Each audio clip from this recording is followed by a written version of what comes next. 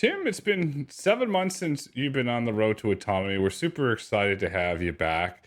You and the team at Agtonomy are doing one thing, you're growing, which is really great. You recently cut a deal with Kubota to do an autonomous tractor. How did that deal come about? Well, first of all, Grayson, it's great to be back on with you. I enjoyed my last visit. And yeah, big news since last time is that Kubota announced a partnership with Agtonomy for bringing automation to their ag vehicles. And the way it came about is actually a long process. We've been only around for about 4 years now. And I think Kubota and others, have been watching us at trade shows and whatnot, continuing to advance our capabilities. And so over the last couple of years, they were putting us to the test and making sure that, our technology really worked. And they became very convinced and said, hey, we'd like to partner with you and we'd like to use your automation technology, the physical AI that we bring to vehicles. And we said, yeah, that'd be great. Because, our mission, as you may recall from 7 months ago, is not to build tractors, not to build robots, not to build implements. It's to partner with those companies who do such an incredible job of building this, designing and building this amazing equipment and having the distribution network, which is so important for growers, right? Our car dealers are important, but we don't necessarily have them over for Thanksgiving dinner. But tractor dealers are super important, and you develop great friendships so that you can call them at 2 in the morning to open the store to get parts and whatnot. So, given that that's been our vision since day one is to accelerate the digital transformation of these OEMs, partnering with Kubota just made a lot of sense, and we're thrilled to work with their engineers and things are moving right along. Will that dealer network, will that also handle the service of that tractor since it will be autonomous? Will they handle that and have the spare parts on hand? Yeah, exactly. Think of it this way. It's just like a normal tractor, right? It's just like if you buy a GM car with Super Cruise, you buy it from the same dealers that you bought a car without Super Cruise, right? That's GM's kind of, version of autopilot, if you will. And so, the paradigm is not changing here. It's just the product evolution is. And if you look back through the decades, these incredible OEM manufacturers have brought new models to market, some with new technologies, some with new comfort things for humans. And that has always gone through the dealer network. And it takes a while, right? These companies have literally, 10,000 dealers globally. And you got to get the parts and, the service and the training, done. And it's got to be good, right? You can't cut any corners here when you're servicing growers where this equipment is for their livelihood. So yeah, it's going to be done the normal channel, and that channel is really important. That's what you've kind of alluded to, and you talked about it when you were back on 7 months ago, is that there's the trust there with that network, that you have that personal relationship there. Since the trust is there, do you find it'll be easier to implement and for the autonomy tractors to sell more briskly just because of that trust and those relationships that you have with that network of dealers? Well, it's not Agtonomy that's going to have the direct relationship with the dealers. The OEMs have the incredible relationship with their dealers, right? They're such an important part of their overall business. And so for us, it's a matter of making sure the OEM has everything they need from the autonomy pieces, and then we help them train their dealers if they want us to. But they're also incredible at training their dealer network. This is what they've been doing for decades or centuries even, or century. And so, we have direct relationships with some dealers, but for the most part, everything goes through the OEM, and that's the relationship we maintain, right? So just think of it this way from a grower, right? A grower trusts their dealer. They have their trusted brands. That's not going to change, right? It's not an autonomy tractor or some unknown brand.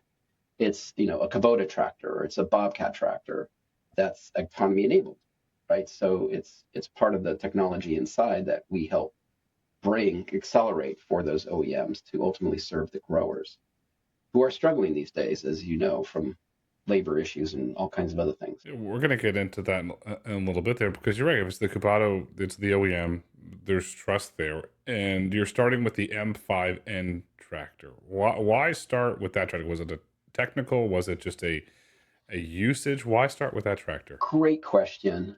And if you recall from our first conversation 7 months ago, Agtonomy is not focused on all agriculture, right? We don't do the row crops, the wheats, the corns. It's actually, a relatively easier environment to work in.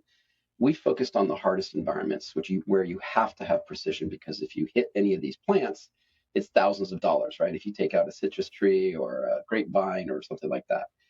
And so when you think about those permanent crops, or as some OEMs like to call it, high value crops, on the Kubota side, their most popular line for those kind of crops is the M5 series, which includes, the M5N, which is the narrow version of that class. So it is Kubota who chose that first. And we're not the ones who went to Kubota and said, hey, we want to automate your M5. They said, hey, we'd like to partner with you on automation technology because you guys are great at software development and autonomy stacks and whatnot. Could you automate, the M5? And we worked together with them and basically brought the technology to life that way. And it's out in pilots now, and it will be available soon, very soon. We work hand in hand, and we're seeing that on the car and truck side with the OEM to develop a really great product that's going to create a lot of value for the end customer. You're in pilot stages now. It's in the near future you will get to commercialization, but the big question is it's illegal to operate an autonomous tractor on private land in California. That's right, folks. It is illegal to do that because of Cal OSHA regulations. Where do you see these tractors being deployed, knowing that one of the largest agriculture states in the country is not a market that you can or your partner can sell into? There's 3 states in the United States that contribute the majority of all permanent crop or high value crop produce and nuts and whatnot too, and that's the state of Washington, state of Oregon, and state of California. So I guess it was about at the time I spoke to you last, we had opened up a pretty big operation in Washington. So we're operating in Washington with current vehicles that are available from Bobcat, and we will continue to grow there, as well as Oregon. We have commercial vehicles operating in Oregon. Now, in California, it's a bit of a myth that it's illegal to operate. That you're technically right, okay? And Title 8 says it explicitly that an operator has to be in full control of the vehicle in ag vehicles. However, and it's public information now as of this year, there was a memo that Cal OSHA wrote, and it basically analyzed the situation where, if you think about Cal OSHA, their number one goal is worker health and safety, right? That's what they're all about. Well, if there is no workers in the vicinity of the zone of danger, i.e., where the work is being done, you're allowed to operate. So guess what? We don't have any people, our customers don't have any people in the zone of danger. There's nobody out there. These are thousands of acres, and there's it's pretty isolated. There's not even cellular reception on these ranches, right? Because we work with enterprise growers. We don't work with the individual growers yet, while we are working to ramp up these OEMs and bring them new technology that they can ultimately serve their customers with. So that's the first thing I'll tell you, is that if you don't have people around you, you can operate. Now, there are some robots in agriculture that are what I call collaborative, meaning they collaborate with humans. Those are technically illegal, right? Because you have these robots that work with humans, and you're in the zone of danger, right? If that thing takes a sharp left turn, or thinks that there's an obstacle and you're 2 inches away from it, I mean, you can break a leg and get hurt. But we don't do those kind of robots that are collaborative with humans. Our goal is to get the worker onto a smartphone and in their air conditioned truck to do sprays and flail mowing and all kinds of other tasks, which we'll talk a little bit about later. And that makes it so much safer for the employee, right? By the way, Grayson, in Brazil, I learned this recently, that they have this regulation where you can't vibrate a human beyond a certain level. And so if you're in a tractor, you're actually violating their regulations. And it makes sense, right? Because, I've spent 15 hours in the seat of a tractor, and believe me, when you get off, you're tussled up, and you're sore the next day too, right? It depends on what you're doing, but I think you know what I'm saying. So Yeah, but that's where things stand, and we can talk more about that as you ask more questions on the regulations in California. But it just seems, so you have the vibration in Brazil, you have the Title 8 in California, and this just tells you the regulation. So it is Cal OSHA Agriculture Safety Orders Title 8 Group 3, Subchapter 3, Section 3441B. And that language states a all self-propelled equipment shall at all times be under the control of an operator. Okay, so yes, I can see for political reasons that was put in, say, 2000, 2003, 2005. No, it's 1977 that was codified into law. 47 years ago, and you know this very well, 27 years before the DARPA Grand Challenge even really kind of ushered in this whole autonomy thing. What do you think? I mean, we're going to go back 47 years, but what do you think was the motivation behind that? I'm so glad you're bringing this up, Grayson, because when I was a child, I witnessed the motivation firsthand. So back in, now I wasn't alive in the 40s and the 50s and most of the 60s and whatnot, but in those days there were no rollover protection systems, no roll bars, to protect an operator from rollovers, which by the way is the majority of all deaths in agriculture are caused by vehicle rollover. Okay, and there's studies by the University of Wisconsin that have looked at all the data, and so that's really dangerous. So getting the person out of the vehicle is really good. All right. But that regulation from the 70s, started in the 60s when everybody realized, oh my gosh, what farmers are doing back then is you had manual transmissions. You'd put the tractor in gear. You'd have a trailer on the back of the tractor.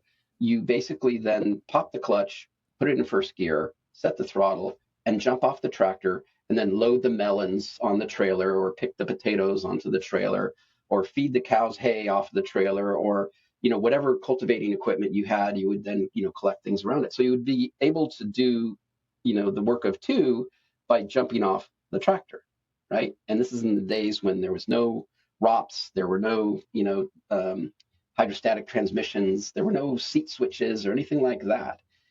And so that's what my father did. He would basically put the tractor in gear. I grew up on a farm, as I think I mentioned to you last time, and it was just the normal thing we would do. Now, my family got lucky and we never had an accident jumping off and jumping on the tractor, right? So you could do more work by having everybody off the tractor. And if it's flat land and you're going straight, it's not, it's a big deal, but that's what farmers did, is they took that chance. So finally, the regulators got together and said, hey, look, we can't have these tractors operating without a human on the vehicle. And that's the genesis of the original regulations, which actually made sense. Like, the regulators were smart. What's happened, though, since then is that has evolved to saying, well, it's just like an autonomous tractor. It's not. There's a driverless tractor, which is what that regulation is all about. And then there's an autonomous tractor. Okay. If you put a human in the tractor, you now have a brain controlling it. If you put a computer in the tractor, you now have a brain controlling it. So driverless is not autonomous, right? Driverless is just, it's on its own, and it can hit a rock and turn to the left, and you're about to jump on, and voila, right? Now, I had a really, really close friend pass away on a tractor that rolled over when I was 16 years old. So, it was my neighbor who I was friends with. And, it's a huge issue, this danger of being on a vehicle. So in a way, what we're doing is actually making it much safer for the operators. And unfortunately, I live in an area called Sonoma County in Northern California. And once a year, at least, somebody dies in an agricultural related accident. So, the companies that are working on autonomy and automation are actually helping make things safer for the workers and upskilling them too. But yeah, but let's dig in more on this, because you have a great perspective on this, and I'm glad yeah, 27 years ago, DARPA, that's pretty cool. I didn't think about that. Was if you want to call the original driverless term that you coined, and I like that, by the way. So what are we talking? 2 miles an hour, 3 miles an hour maximum when it would go like that? Yeah, about 2 miles an hour, which now you start to see some legacy of 2 miles an hour in regulations too. And 2 miles an hour is a pretty safe speed, but nonetheless, you can get caught under a wheel, right? I mean, recently in California, there was a worker who did this, jumped off, actually in Monterey County, and he was loading melons. The story I just said was actually true, and unfortunately, he slipped, and the trailer ran over him, and he died, right? So even at 2 miles an hour, when you have many tons of steel or crop or produce or what have you, it's dangerous. So the main thing that we believe in at Autonomy is always give an ag vehicle a brain, whether that's a human brain or a computer brain. Full stop. It's that. It goes back to the Wizard of Oz. If I only had a brain. Yes, absolutely. I love it. Let's use that song. It should be your theme song. So you went from driverless to autonomous, no brain to brain, and obviously you and I know that when you give the vehicle a brain, it becomes smarter. You know sensors very well. We got into that on the last episode. A sensor could sense Yep. that there's a human under the vehicle and stop it. To me, that goes for Cal OSHA's mission, making it safer. Staying on the original driverless, you're going 2 miles an hour, multi-ton tractor, depending on your load. Was that to increase efficiency? Were the labor issues there at that time, where, as it's been well documented, it's very hard to get farm workers? Was it like that back I then? think it was easier to get labor, but you're talking about family farms where you don't hire anyone, right? So I grew up on a farm where it was me, my brother, my dad, and we did 90% of the work ourselves, right? So, I think nowadays, but keep in mind that tractor technology has changed. So then, probably in the mid 80s, I mean, it wasn't that long ago, tractors started to put seat switches in them. And if you were on the seat, the engine would run. Any tractor you buy today, if you start the tractor and then get out of the seat, it kills the engine, right? Simple thing. So it's trying to make sure that there's a brain in the seat. If you take your foot off the hydrostatic pedal, you stop going forward. So you can't even jump off of these tractors. But in the old days, when you had these manual transmissions, you put it in first gear, and obviously the transmissions in tractors back then and today are geared very low for the torque, because that's what you need in tractors, right? So it all made sense back then, but it doesn't make sense today.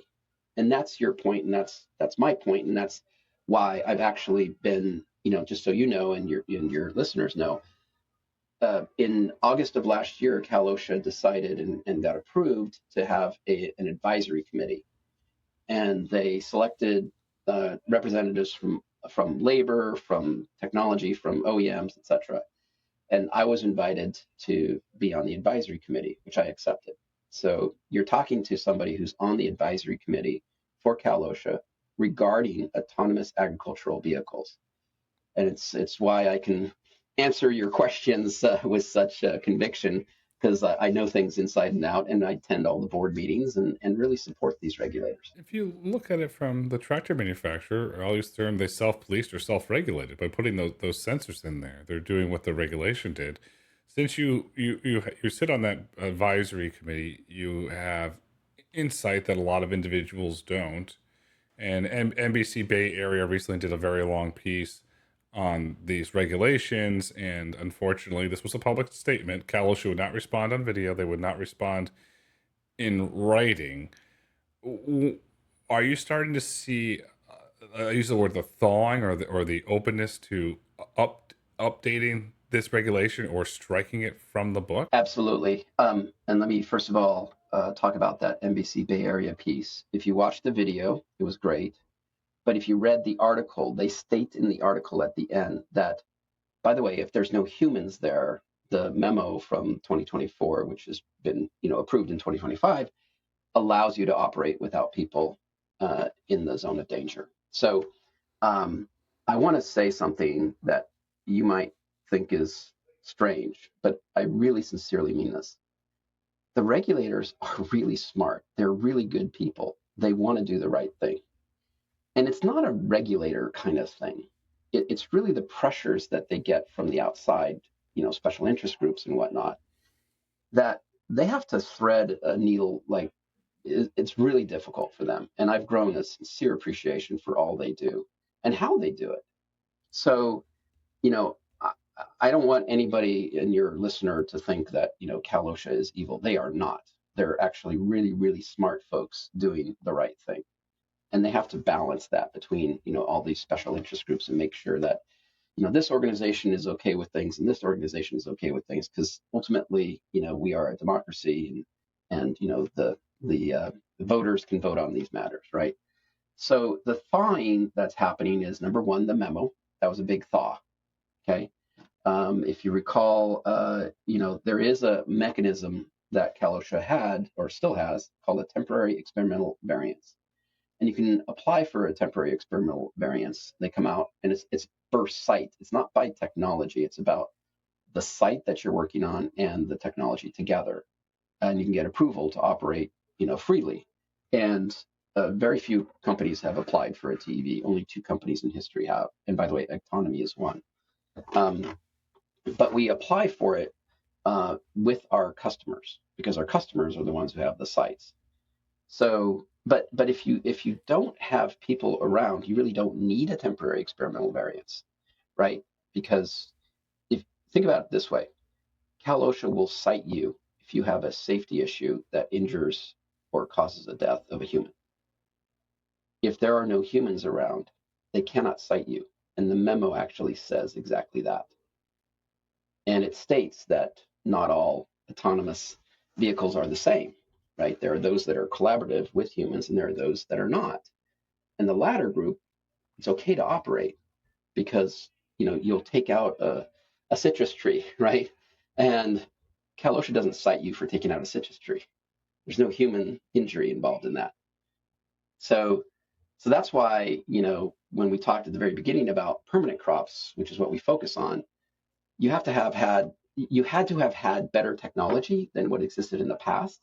And better than anyone that, the AI technologies we have and the compute that we have and the sensors that we have just in the last 5 years has allowed us to navigate, precisely through the crop and farm precisely around the crop like we've never been able to do before in permanent crops. And then you take out the human equation, and now things are safer for them, right? They can operate the vehicles from their air-conditioned trucks, which most of our customers do in the Western United States. So, as far as changing the regulation, that may take a much longer period of time, but there are ways to operate safely, legally, prior to those regulation changes if you don't have people around. Was your variance granted? Not yet. Takes a while.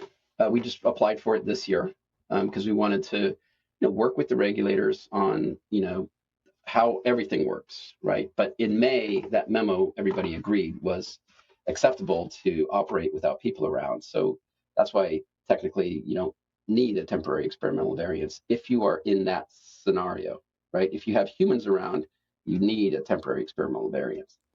But tomorrow I'm actually meeting with Cal OSHA tomorrow at a customer site, and we're going through all the safety mechanisms that are in there, and it's part of the TEV, the temporary experimental variance process. So we're very, very open with Cal OSHA about all of this, because we're trying to educate. Is really what it comes down to in the end. How is it defined? Is it codified into a regulation with the human? Is it within 10 feet, 8 feet? Is it, I don't know, football field away? Is there anything written to that regulation which defines that? Yeah, good question. That's probably the one gray zone when you think of zone of danger. What does that mean?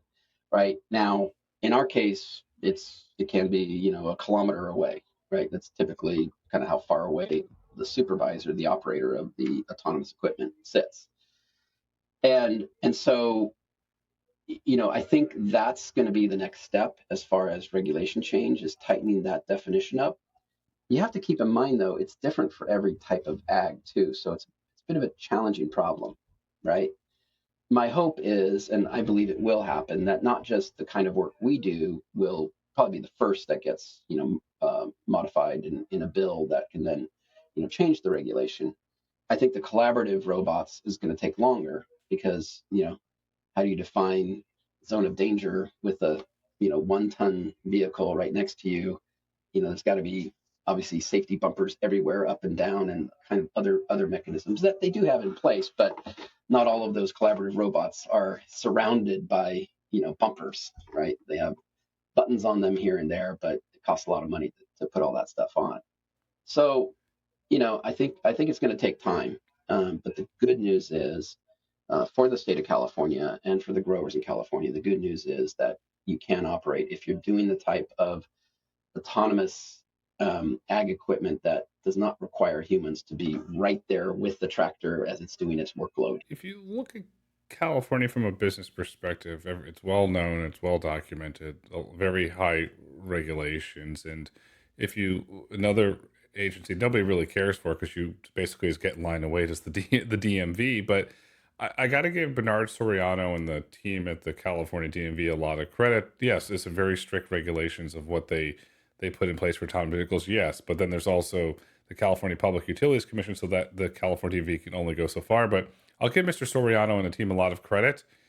In the early days of autonomy, he was out there engaging, wanting to go for rides, wanting to understand the technology, wanting to feel it, and holding open public listening sessions to understand. He's still doing it to this day. Is Cal OSHA doing anything engaging with the autonomous ag community, very similar to what Mr. Soriano did in the early days of the California DMV? I think they're doing even one thing better, which is they've invited the DMV to attend all of the meetings and describe how they did it to essentially model agriculture after the way the DMV did it, right? Because the DMV said, hey, we need data, right, to see if it's safer and all that other stuff. Well, we can't get data unless we let them operate. So they gave these restricted permits to, all the vehicle companies about. And that was that started the flywheel, right? So now you can start to see data and okay, it's safe. Okay, we'll open it up a little bit more and we'll go to this part of San Francisco, right? Okay, that's safe. Now we'll go to the entire Bay Area. Okay, that's safe. Now we'll go to LA.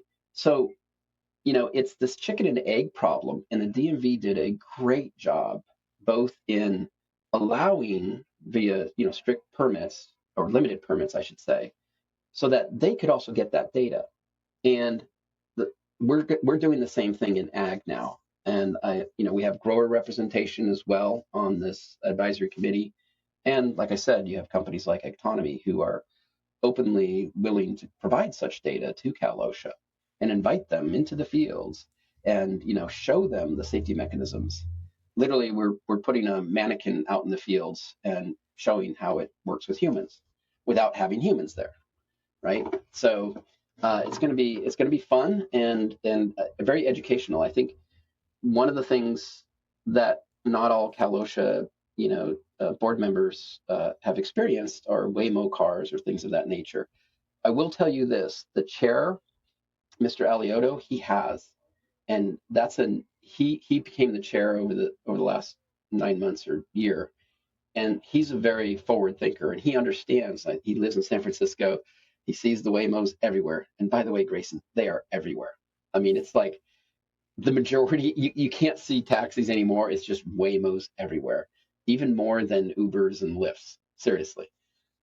There's one part of San Francisco called Mission Bay. It's like the epicenter of Waymos. And it's kind of neat to see them all operating. But I think you've got more forward thinking, more experienced, meaning they've experienced these other technologies in leadership positions, and I think that's helping tremendously as well. So, as I said, the regulators are really smart. They're really great people. They're trying to do the right thing. They're leveraging other models like the DMV. They're talking to growers. They're doing site visits. All the right things are happening.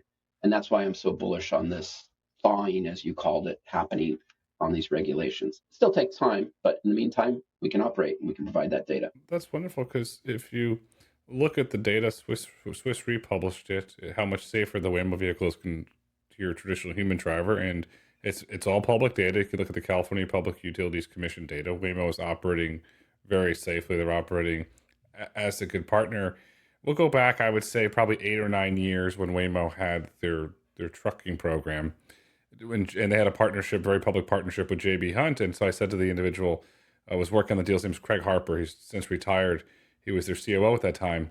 And I said, Mr. Harper, why did you pick Waymo? He's like, well, we went to Arizona. We went in the vehicle, and it knocked my socks off, and that helped to build trust.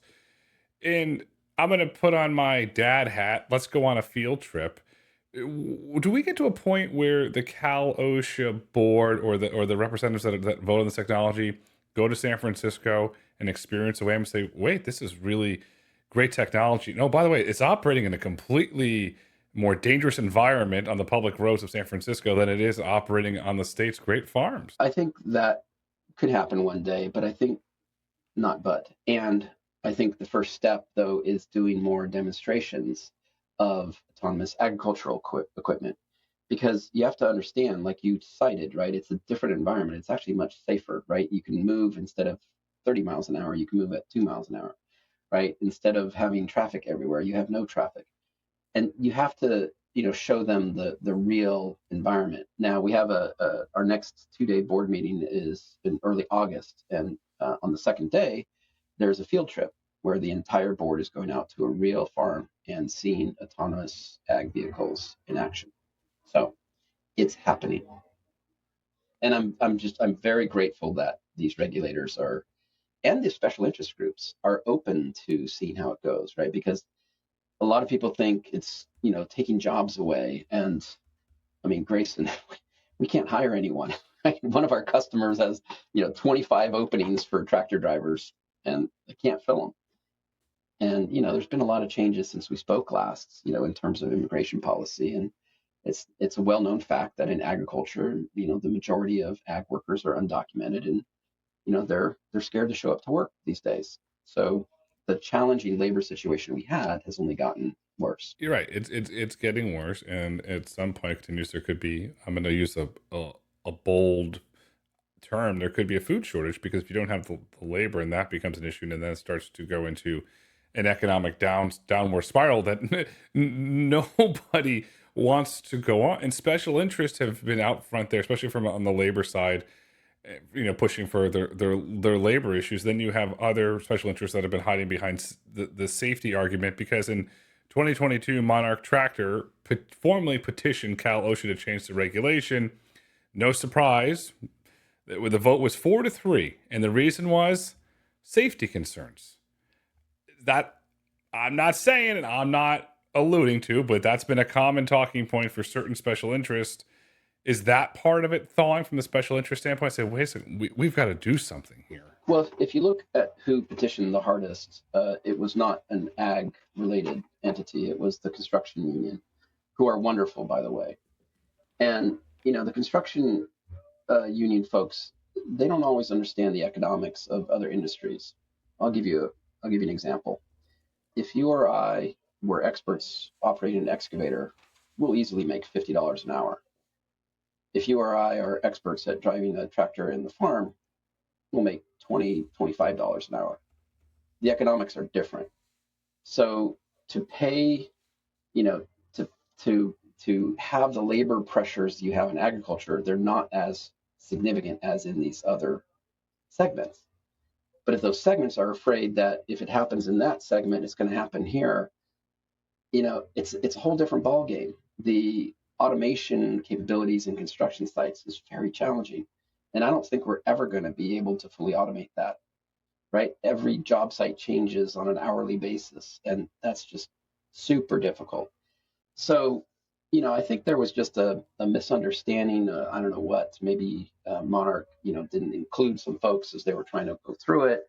We're just being very open. I'm not saying we're doing anything better than Monarch. I'm just saying we're just trying to be educating what the reality is, how these things work, and the safety that is achieved. That's so much greater, to your point earlier, than what a human driver can do. I mean, you're operating equipment, at looking forward, and operating equipment that's behind you with maybe 4 actuators at the same time. Oh my God! And you're trying to avoid within inches, these very valuable plants. It is a stressful job. And if the economics of the agriculture industry can only afford $25 an hour, well, your labor pool becomes very, very short. I think I mentioned to you, I have 3 children and none of them are taking over my farm. And that's happening everywhere. we, by the way, since the last time we spoke, the average age of a farmer in the United States has now crossed into 60. 60 average. There are, there are men and women that are in their 80s farming, and that doesn't bode well to your point earlier about feeding the country or food prices, right? Because if you're losing the workforce on that front, and if you have some challenges on immigration on the other front, uh, it's a double whammy or a triple whammy. You have the immigration issue, you have the age issue. This is starting to be a perfect storm where there has to be an off ramp, and that's just basic economics 101. Is there any looking at the state level outside from an elected official standpoint or from the federal level? Say, wait a second, we're going to have to do something to make sure that we're not like, oh, we don't have enough food today one day. Is there any movement at the state level in Sacramento or any movement at the federal level? There is movement at the state level. Yours truly, along with a couple of others, met with the governor's office on this topic, and they realize that this is an issue because a big export of California is agriculture, right? And so they're very aware. They're trying to work with all the appropriate agencies to get this through. And again, it's happening. It's just going to take a little bit longer. But in the meantime, we can operate as long as there's no humans around. Or we basically upskill those humans to now, instead of sitting on the vehicle getting vibrated, like crazy, or inhaling, sprays or whatever, that even with organic sprays, you don't want to be, sucking sulfur or copper or whatever the spray might contain. Those are organic, sprays. So, it's definitely safer, but you're also providing an upskilled opportunity, which, by the way, all the operators that we've trained are loving it because they're like, I've been driving tractors for 25 years and I'm doing a new thing now that's really bringing me into the digital age. It's really neat to see. So yeah, I think I haven't seen anything at the federal level, but that would definitely accelerate things if we did have that. Think about it from a mental health standpoint. You're going from the vibrating seat in there to going to air conditioners when it gets very hot, but then from a mental health that I'm part of the future. So if you take an older individual, let's just say 65, 66, I'm part of the future. They could talk to their grandkids about it. And this is potential because there is data from Johns Hopkins to back us up. It could increase their life expectancy because of the emotional wreckage or the uncertainty goes away, and then they're all excited. Then that's a huge benefit right there. Absolutely, I love that. I totally agree. Having personally experienced a lot of stress and physical abuse, throughout my life working on my farms. We are seeing states. You mentioned Arizona, right? Arizona was a key leader in autonomous passenger vehicle and trucking. They're also a leader in agriculture. So California is the only state that has regulations like we've been discussing. All other states allow it to happen, but Arizona went even further. They said, we embrace this. Come to Arizona.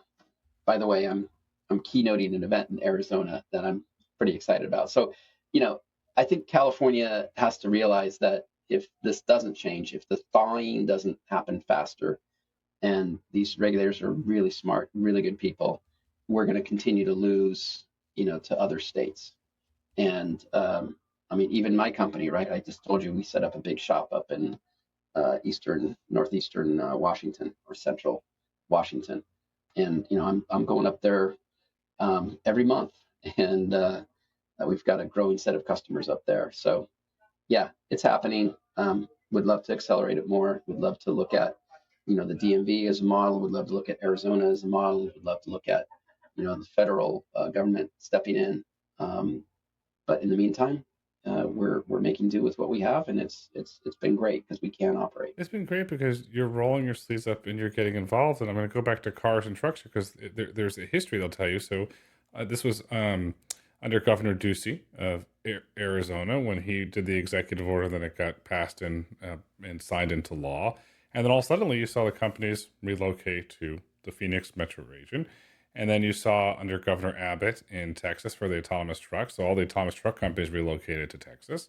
And you could see a very situation where, called the autonomous ag companies, relocate to Washington State or to Oregon, a more friendly environment. I look at this, if I'm a regulator, I put on my take my regulator hat off and put my economic. I want my kids to have jobs and have a bright future hat on. Uh-oh, that one line is causing negative economic damage, and California's learned it over and over again. When does economics enter the picture? Great question. And I wanted to say that regulators' jobs is not to think about the economic, the financial part of the equation. Again, if I sound like a big fan of regulators, I am, because they do their job really well and they're really smart people. This is where the state needs to come in, and I'm starting to see that happen with the governor's office. So that's where the economics of the overall state are being looked at, and they see what happened. Yeah, I went to Arizona last time. I went to Arizona. I landed, and I was just seeing these signs even in the airport that says, "Welcome to the world's self-driving car." The headquarters of self-driving cars. Welcome, right? And I don't think we want to repeat that, right? California creates incredible technology, and the icebergs are thawing. So I'm extremely bullish, and I'm thrilled to be working with the regulators, with the special interest groups. It's a personal thing for me, just because I've grown up a farmer in California, continue to farm in California. Plus, I'm also trying to help bring technology in to help growers stay in business. You're trying to do good. I could give you a lot of credit, and I commend you for rolling up your sleeves. And it's a hard job. It's a hard task. There's a lot of thinking that goes involved, and because uh, this is not cliche, but the family farmers play a significant role in the society. And I love to see a point where that farm could stay in that family for multiple generations. And as some families, as you know, the kids don't want to go into it. Well, they can automate it and keep it, and that there is a lot of value there. And there's a lot of farms in California. They export a large part of the fruits and vegetables. They export technology, and hopefully they can come around to this. Yeah, and you said something earlier that we really need to highlight even more for your listeners. You said the 65-year-old farmer is using technology and it's about the future. That is attracting a younger workforce, right? The younger workforce doesn't want to get vibrated to death and work in 120-degree Fahrenheit temperature and dirt and dust and whatnot. But playing video games and using their kind of responses on that and seeing how these things work and do real work, it's like Farmville for real. That is attracting another generation of workforce. And it's why the OEMs realize this has to happen. I mean, again, think about it. If you have less and less skilled workers to operate equipment, there's only one way for the OEMs to go, which is down. So that's why they want to bring this into the equipment. It's why the growers are embracing this, because they know it's the only way out. And it's generating this interest from this new generation, which I'm super excited about. And we have the support of regulators really taking this seriously, and and learning a lot about it, and helping to create the equivalent of what the DMV did in terms of these limited permits, right? These situations where you don't have people around, okay, you can operate. I think everyone's being really smart about this, and ultimately being safe about this too. Being safe, it's going down the right track. If and when the Cal OSHA regulations overturned, how are you going to position Agtonomy for that growth? Because all suddenly, to me, putting on my economic hat again, you've got a very big market. Let's be honest. This is a massive market. This is I mean, the global food supply is trillions of dollars. And, without food, the last time I checked, we can't survive as a global society. So, the phones are definitely ringing off the hook more over the last few months. And as you said at the very beginning, we are growing. It's a super exciting time. It is that perfect storm where automation needs to be accelerated even more in this industry. And I'm just thrilled to be part of it. I'm thrilled to be, doing my part to help make it happen in this state and in other states and in other countries. Another thing that's happening at Autonomy is we're expanding into other countries. So that's happening while we speak. And so it's not just the United States, it's everywhere is realizing we have to bring this technology in. I mean, think about it, right? I think I even said this on the last time I was on, because I always say this. So I said, you and I would love to have, fully self-driving cars, right? And that's great. That's a service of convenience. In agriculture, having autonomous vehicles and, automation, it's not a service of convenience. It's a necessity, a service of necessity that we have to have, and we have to have it yesterday. So, you know, these environmental volatility events that we get. I mean, how many names have you learned about in just the last couple of years? I never knew what an atmospheric river was and a heat dome and all these other things that are happening, right? And people say, well, how does that affect, labor? Well, like if this atmospheric river is coming in and you have to get, this mowing job done in the next 4 days and you can't hire anyone, to spike that. Well, that's the other thing that this kind of technology does. It really gives you so many more tools to work with so that you can navigate safely through these all kinds of things that Mother Nature or government or anyone throws at you.